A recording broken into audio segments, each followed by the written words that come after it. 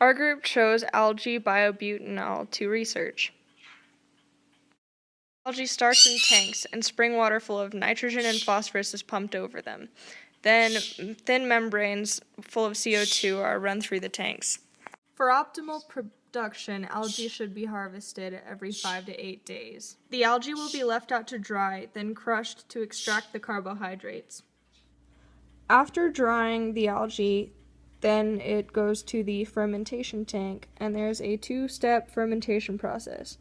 The first step, there are microorganisms that turn the extracted sugars into organic acids such as acetic, lactic, and butyric. And the second is a process called electrodeionization that separates the butyric acid from the lactic acid and acetic acid. After the fermentation process is completed, the product will be removed to a cooling tank or cooling area and then transferred to another separator to filter out the butanol from the water. And then the butanol will go to a fuel area. There are 4 main reasons why biobutanol is more advantageous than ethanol.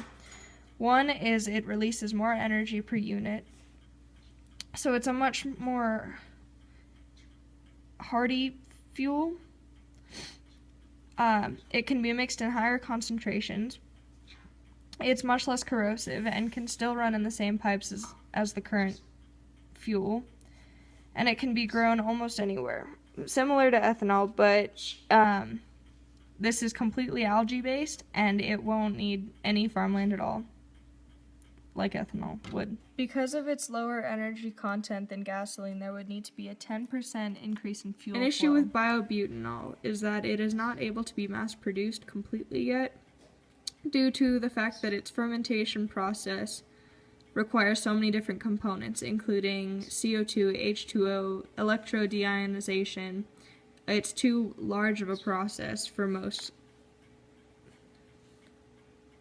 Butanol is also toxic at a rate of 20 grams per liter and would need to undergo severe testing before being permitted as a primary fuel by the EPA. Currently, no vehicle is known to be approved by the manufacturer for use with 100% butanol. Back to our flowchart, the first part where the algae is grown in the tanks and the fermentation process and the drying of the algae are all part of the upstream processing of butanol. Then as we move on to the cooling and the distribution, that is all the downstream processing of butanol production. There you have it. Butanol is a much better alternative to alternative and gasoline.